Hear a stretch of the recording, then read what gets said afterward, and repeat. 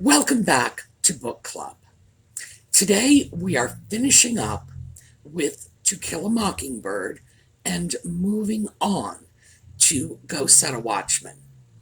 And as I have explained before, this is for those of you who haven't tuned into this previously. Go Set a Watchman was never intended by Harper Lee to be published as a separate book.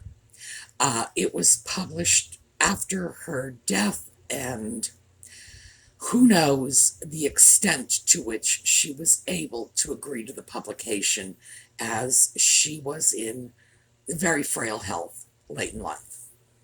So, what we have in To Kill a Mockingbird is a story that was barely touched on in Go Set a Watchman. It was a tiny fragment of that book that Harper Lee isolated and elaborated on to create one of the greatest pieces of 20th century literature. So, Go Set a Watchman was not edited, well, actually it was, and they came up with To Kill a Mockingbird, but it wasn't edited for independent publication. And as you get into Go Set a Watchman, you're going to notice inconsistencies, things that should have been in To Kill a Mockingbird that weren't, and the story of Tom Robinson is going to be a little different. So, when we get back,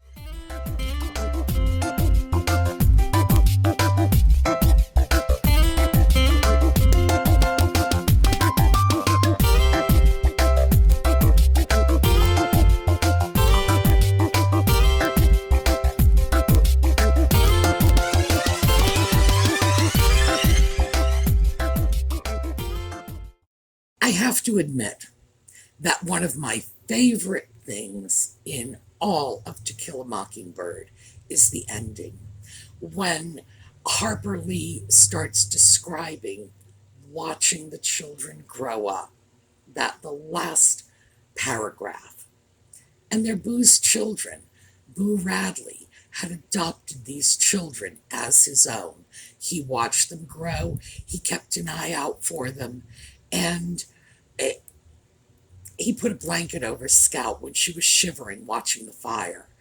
He saved their lives when Bob Ewell came after them with a knife. These were Boo's children.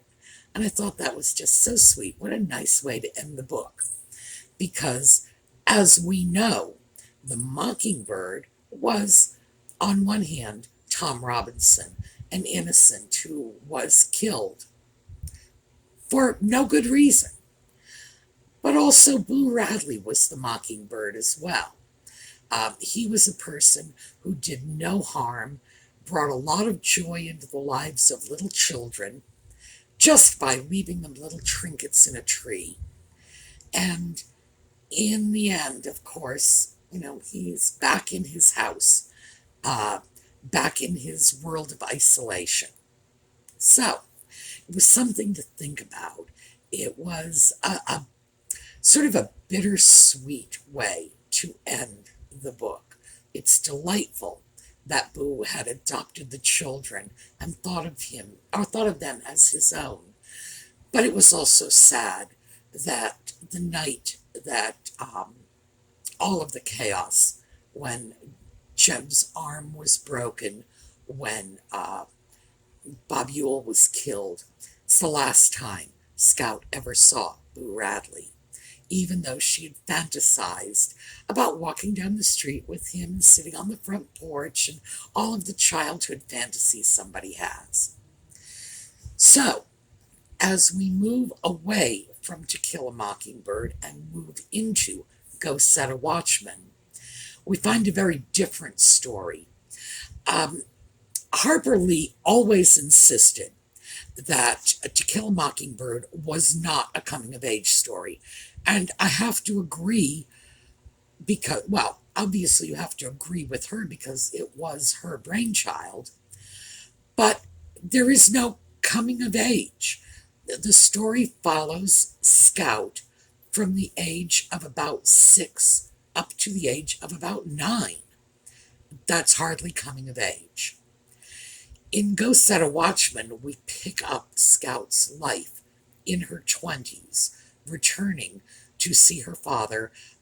She is in New York. Her father has stayed in Alabama, and bringing that sort of northeast point of view back into rural Alabama, seeing it differently. The racial issues are very prominent in Go Set a Watchman, but they are not as effectively thrown into the spotlight as they are in To Kill a Mockingbird. Part of the greatness of To Kill a Mockingbird is it's a story about racial injustice without being a story about racial injustice. In other words, it's the story of a little girl and her perceptions of life in Alabama in the era between World War I and World War II. It has an overarching perspective that isn't inherently dealing with racial issues, but the racial issues are dealt with. And that's part of the effectiveness of the book. Yeah, you can't say you're not beaten over the head with it, but it's not an obvious beating. Go Set a Watchman lacks the subtlety of To Kill a Mockingbird. I don't want to seem overly critical because, of course, it was the first draft of, as I've said repeatedly, one of the greatest pieces of 20th century literature. No question about it. And it came from the editing process. It was a first draft. And people are entitled to have less than perfect first drafts. To compare Go Set a Watchman to Kill a Mockingbird would be unfair to any work of literature. There are some great books out there that you just cannot compare to one of the greatest. So I don't want to get too far into that sort of comparison. I think when we read Go Set a Watchman, we need to read it for what it is, the first draft of a really great novel, and look at it from the perspective of why one was so impactful and the other is not.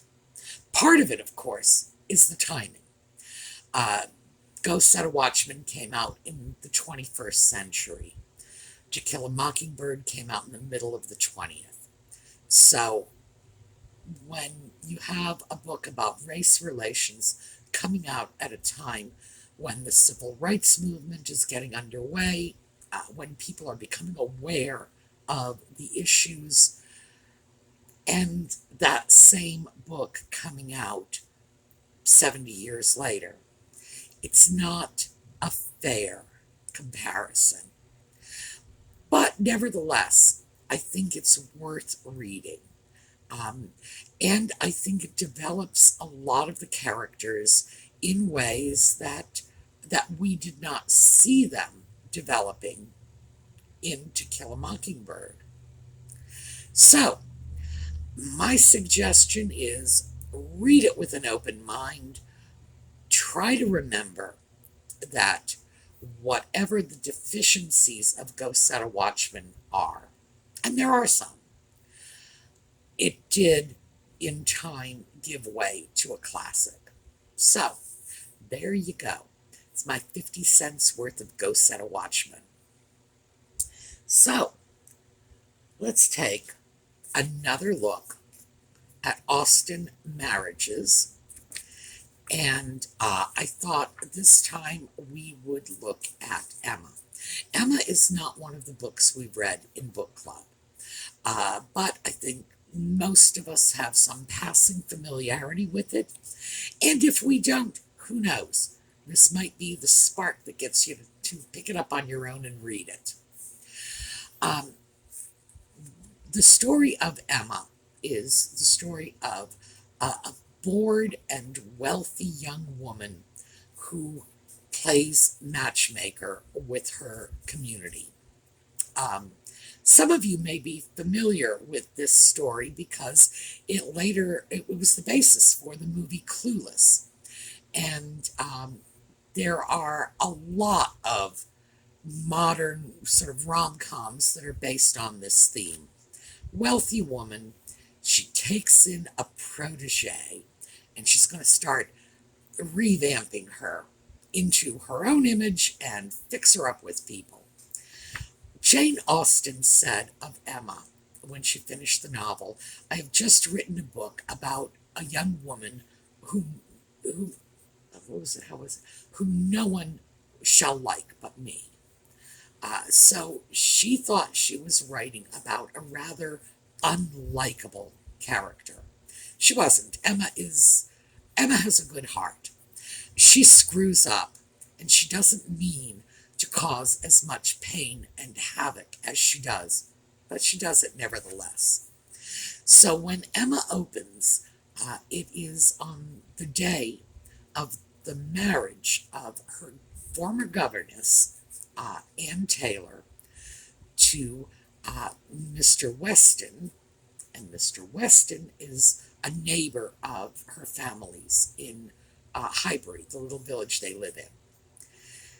And so Emma is happy that her governess has married well and sad that she's going to be doing without her.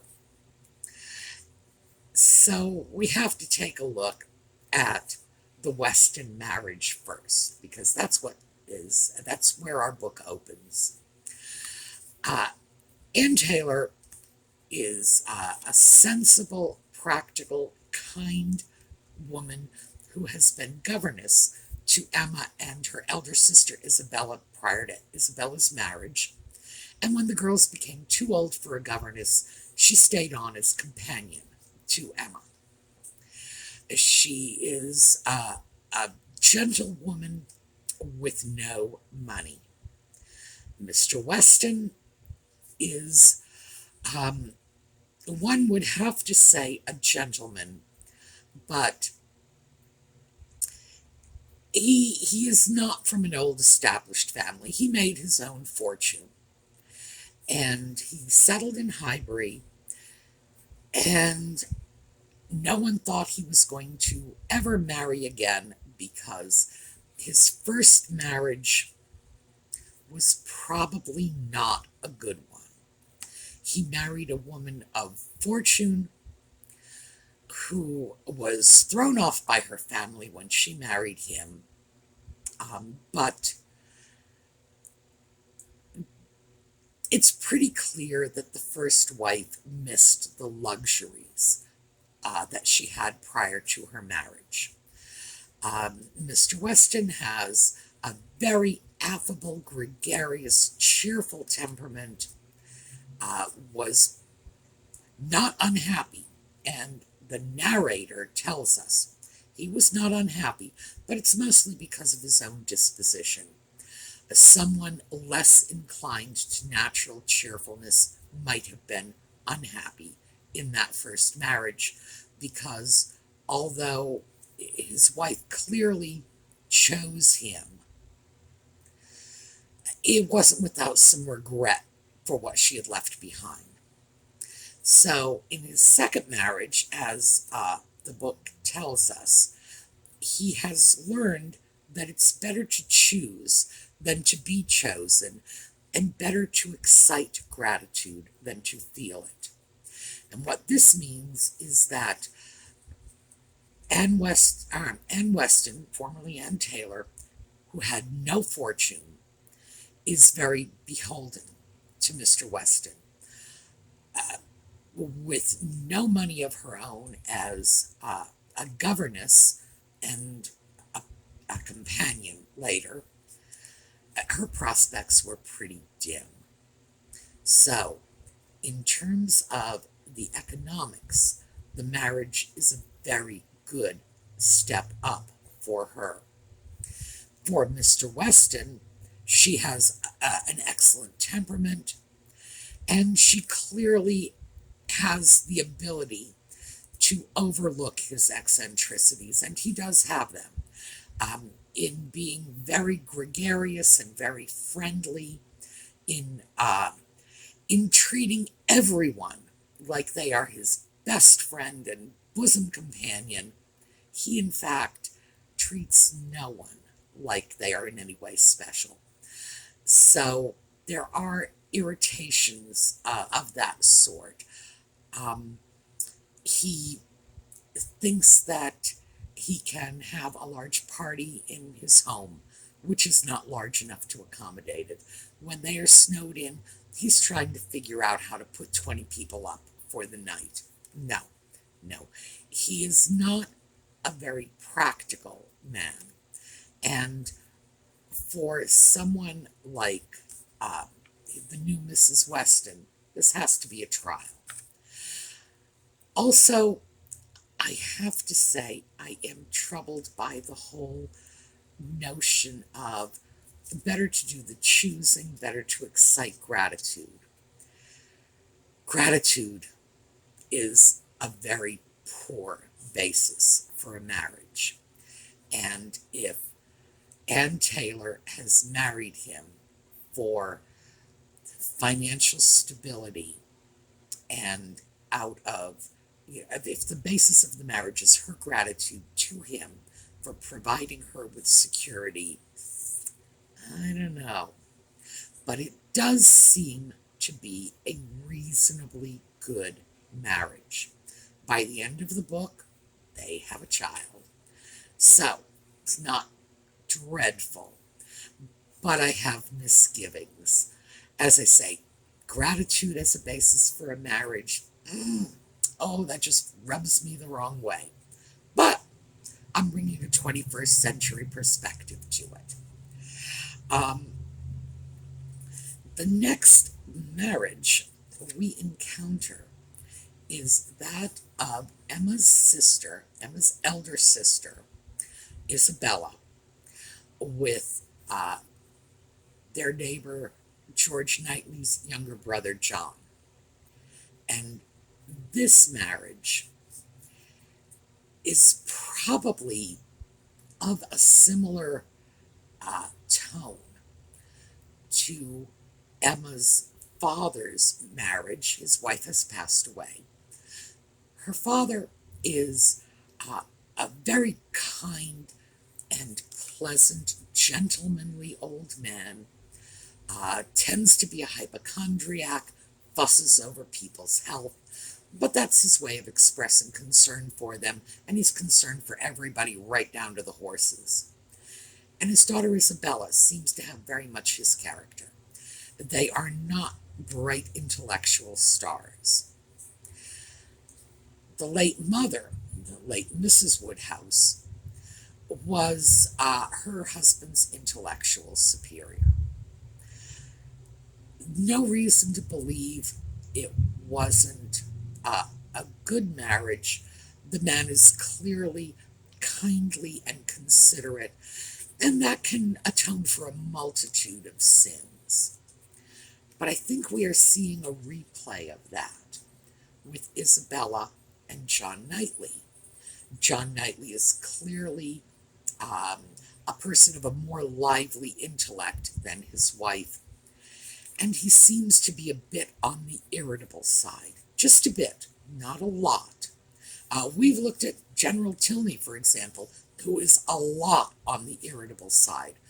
John Knightley, just a bit. And one does have to wonder if maybe it's not because he's on the verge of slipping into a diabetic coma because of Isabella's sugary sweetness, that he might be a little happier if he had a little more of a challenge in his domestic life. But who knows? They certainly do seem happy. They have 4 children. They have a good life. No reason to believe this is not a good marriage. Next up is Reverend Elton and his wife. So, earlier in the novel, prior to his marriage, he has designs on Emma Woodhouse. Emma is not interested in him at all and isn't even aware of the fact that he is thinking of her in this regard. She wants to fix him up with her friend Harriet Smith. And it is an odd friendship because Emma considers herself to be the ranking lady of her society and often looks around at people around her, perfectly respectable people, as well, we can't associate them because they're not our equals.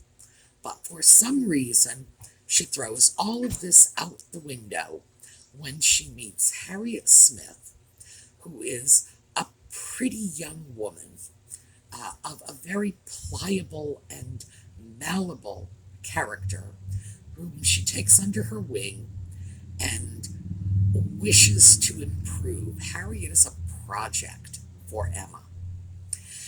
Harriet is the illegitimate daughter of someone who is capable of providing for her, giving her a good education, and keeping her somewhere, outside of his own family, obviously. So Harriet is an odd sort of association for someone like Emma, when one would expect that she would be inclined not to associate with someone like Harriet. But she does, because Harriet's her project. She would like to fix Harriet up with Mr. Elton. Mr. Elton very much looks down on Harriet, and that was the case with illegitimate children at that time. They were not really accepted into society. Given the attitudes at the time, Mr. Elton was not overreacting when he was affronted by the realization that Emma was hoping he would marry her friend Harriet, the child of whomever. Now, that would have been the reaction of almost anyone at that time, that this would have been a degrading alliance. Mr. Elton, of course, is not kind to Harriet. He snubs her. He has his own issues. But he comes back with a wife after a bit of a visit, and not very long, shortly after he realizes he cannot have Emma, and that she actually thought he was interested in Harriet and was hoping to fix him up with Harriet. So, after his little departure to get over, presumably, the embarrassment and effrontery of all of this, he comes back with a wife. His wife is an arriviste, a person newly acquiring a fortune, and she does have a fortune. It is described as enough so that it is usually considered to be £10,000, which suggests it's probably £8,000 or £9,000. Not quite 10, but enough so that people will call it 10. So she has money. She is completely without class and breeding. She is a mean-spirited, conceited, and fairly obnoxious woman, who most of the little village takes at her word when she tells them how wonderful she is. So Emma is rather alone in her opinion that Mrs. Elton is nouveau riche trash, but in fact she is. However, Mr. Elton is not in the least troubled by this. They seem to bring out the worst in each other. Um, Mr. Elton Mr. Elton becomes more offensive after his marriage. Um, he becomes more lax in his manners. It seems like he is slipping a notch in society um, after the marriage. So, does it seem happy? Yes. Yes. Which just goes to show you that people who are not nice can have good marriages. There's somebody for everyone, so to speak. Um, Mr. Elton might well have done better with a better woman. Mr. Knightley eventually does admit to Emma that she chose better for Mr. Elton than Mr. Elton chose for himself. In other words, Harriet Smith would have been a better wife for him, but he's perfectly happy with the wife he has. She is happy with him. They are happy with each other. Not really great people, but hey, this is looking, at least in this early stages of the marriage, which is all we see in the book, it seems to have all the makings of quite a good marriage. No trouble marks here.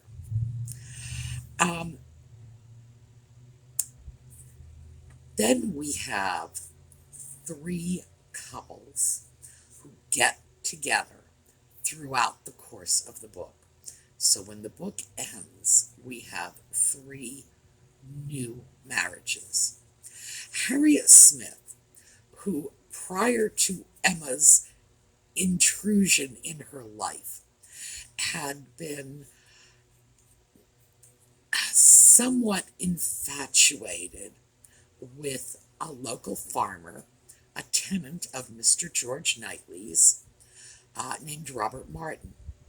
And Emma had persuaded Harriet that she really didn't want Mr. Martin. Mr. Martin really wasn't good enough for her.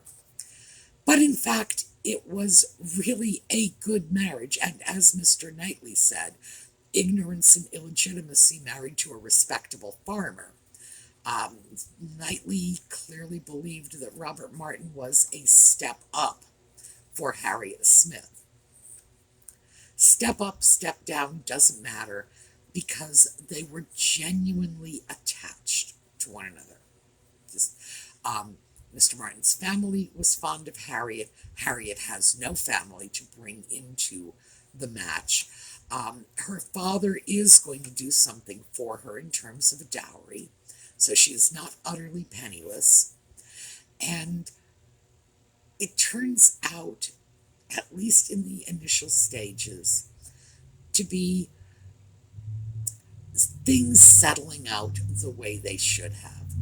Two young people who cared for each other and got married.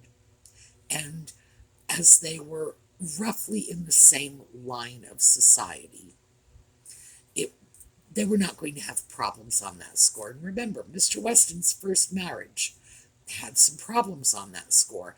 He was somewhat socially below his wife.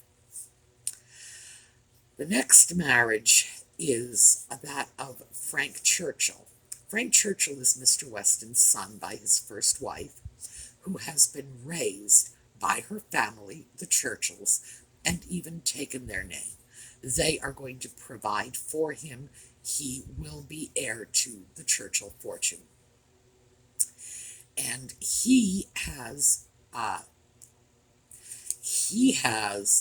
been secretly engaged to a young woman of the town, Jane Fairfax, who also had been raised in a household other than her own, because the death of her parents made it expeditious for her to be raised by a friend of her father's, a wealthy man who provided a very good upbringing for her. So, during most of the book, this engagement is secret. Well, secret engagements are a pretty bad business.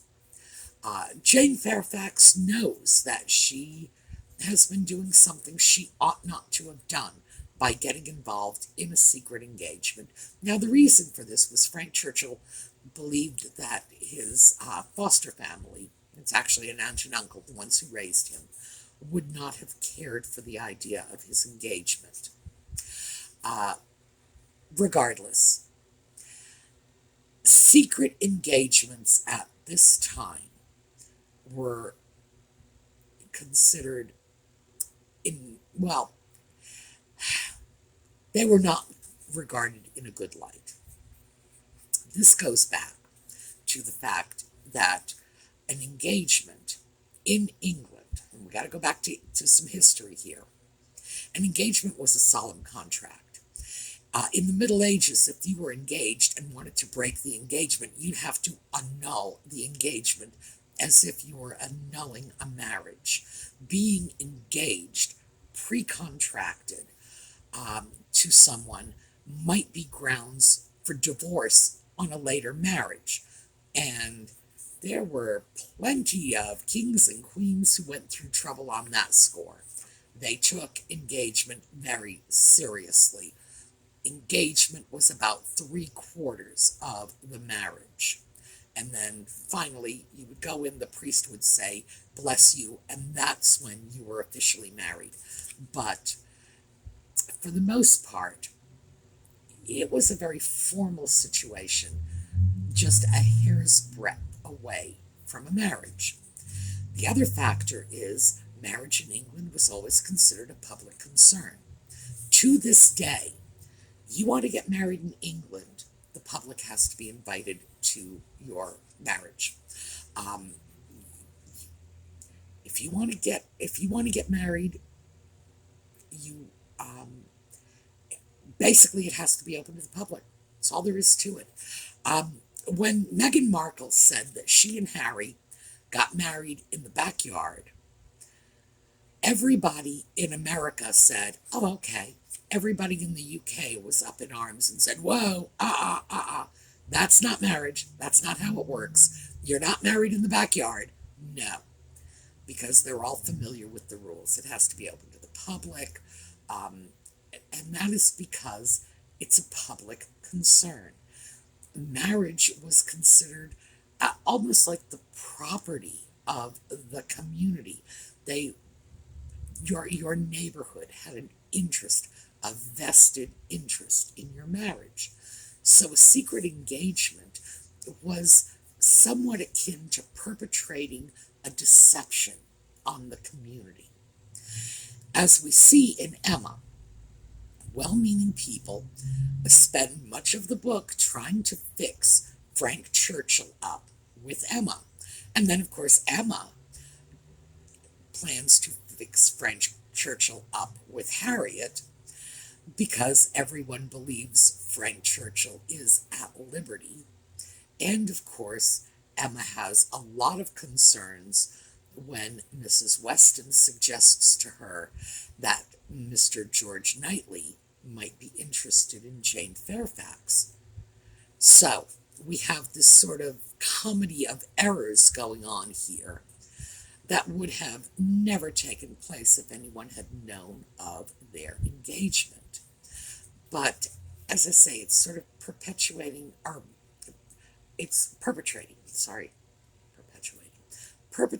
fraud on the community.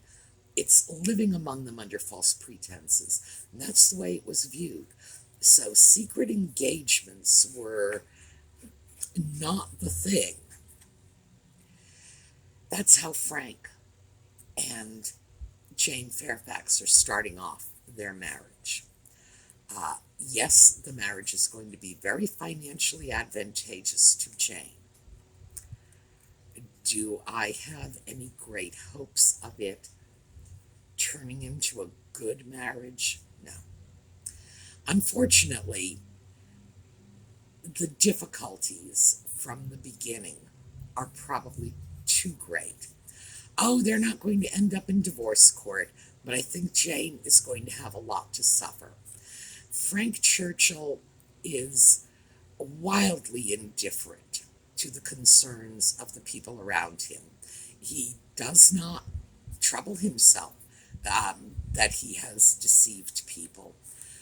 Um, he has he has not shown himself to be a very attentive son to his father. Um, we don't see a very good character here. One hopes that Jane will be the making of him, but I, for one, am not betting on it. I would say that it would be one of those middling marriages, probably good on the surface, but probably a lot of difficulties that will arise, mostly because Frank is a very selfish creature. He is concerned about his own affairs, much more than he is concerned about the feelings of the woman that he was secretly engaged to, who he intended to marry. It doesn't speak well for him. The final marriage, of course, is our hero and heroine, Emma and George Knightley. And I do think this one is going to be a good marriage. They've known each other all their lives. George Knightley is considerably older than Emma. He treats her with a degree of indulgence. And I think that's probably going to be what will make the marriage largely successful. The fact that she amuses him. He can look at her foibles and her failings in a good spirit. If she gets really unpleasant, which she does once in the book, he reins her back in. But other than that, he lets her have her own way pretty much, yeah, up to the point where he's drawn the line in the sand. So eventually Emma will probably mature enough so that she will not need an indulgent husband. But the Emma we see in the book does require a bit of indulgence and a bit of humoring. And George Knightley is willing to do it. He is willing to humor Emma. He is willing to humor her father. He is a very indulgent personality, and he is content to let the people around him have their way within reason, because he cares about them. And I suppose his theory is, if they're doing no harm, what's the big deal? Rather modern attitude. So that is one I would say is probably going to turn out to be one of Austen's better marriages. All right, we will get back next week when we finish up Go Set a Watchman. Meantime, we're going to look at some slides on the way out. I'm not sure which one. We have a whole bunch of them. We have viewer pet pictures.